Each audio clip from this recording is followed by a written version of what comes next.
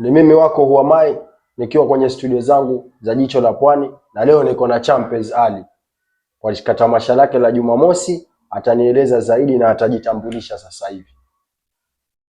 Okay, mimi kwa majina naitwa Ali Salim Ahmed Hair aka Ali Buki aka Champez aka Mnyama, na nimetulia hapa kwenye studio za ndugu yangu Sheikh Salim hapa na Jicho la Pwani. Jicho la Pwani. Naam. Champez, umejiandaa vipi kwa pambano lako la Jumamosi? Wallahi, kusema kweli mimi namshukuru Mungu kwanza kwa kunipa nguvu ya maandalizi, na nimejiandaa vizuri, na naahidi watu wangu wa shamba na Mombasa mzima kwa ujumla. Kisauni. Ndio. Naam. Na maandalizi yako vizuri. Na mengine tumwachie Allah. Naam. Na bro, ikitokea Jumamosi umeshinda ama umeshindwa, unawaambia nini wana Kisauni ama wana Mombasa? Ikitokea nimeshinda ni pongezi kwangu na kwetu, na ikitokea nimeshindwa ni pongezi kwetu na kwangu pia, sababu michezo ina tabia mbili ama hulka mbili. Lazima kuwe na mshindi na mshindwa.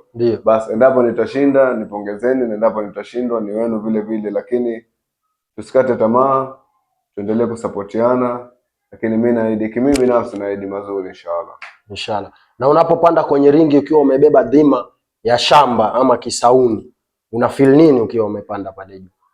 Kwanza ni faraja kupigania mji ninaopenda, sababu mimi ni mzaliwa wa Kisauni, nimelelewa Kisauni.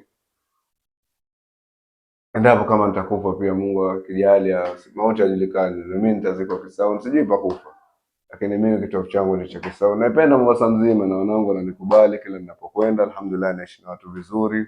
Ndio. Lakini hii nimechukua kama opportunity. Ndio. Shapigania Mombasa kwa ujumla mara nyingi, sasa imetokea ni Kisauni. Pia ni Mombasa vile vile. Mimi naambia tu mashabiki wote wanaopenda ngumi, wana michezo, mpira, boxing, football, volleyball, zote hizo njooni msherekee. Njooni muangalie mchezo, sababu wewe ukicheza mpira sisi tutakuja box up tukusupport. Mkicheza volleyball sisi maboxer na footballers tutakuja tu support. So long as tunatoka the same area, ni kwamba tunatoka eneo moja Kisauni. Ndio. Ama Mombasa kwa ujumla. Ndio. Naam. Kwa hiyo unawaahidi mashabiki zako ushindi kemkem asubuhi mapema? Inshallah. Kuongezea tu kwa haraka na kufikiria. Champezi, una uhakika kwenye raundi ya ngapi kutakuwa kumetabiriwa ushindi wako wa nderembo na mifijo? Mimi sitabiri, lakini inshallah natarajia ushindi. Inshallah unatarajia ushindi. Unajua umebeba dhima kubwa ya shamba. Sababu usiseme ukamaliza, lakini mimi naahidi ushindi inshallah. Kuna kijana mmoja tulimpa dhima kwenda kutupresent Nairobi. Wewe kwenye experience yako ya boxing uliona shida ilikuwa ya nini kwenye raundi ya 3 nadhani? Mimi usema ya Mungu ni mengi, unapopanga wewe si anapopanga Mwenyezi Mungu. Ndio. Unaona kama unavyosema, yeye alikuwa na nia ya kushinda, lakini mchezo utoa majibu mawili. Ndio. Aidha kushinda au kushindwa. Ndio. Hiyo ndio sifa mchezo.